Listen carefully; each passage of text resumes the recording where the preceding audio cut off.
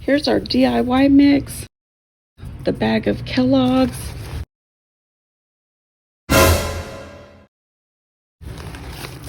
You can see just how much mulch is in that. Do you see? I mean, it's good. It's still good, healthy stuff, but do you see what I mean by how much filler is in there?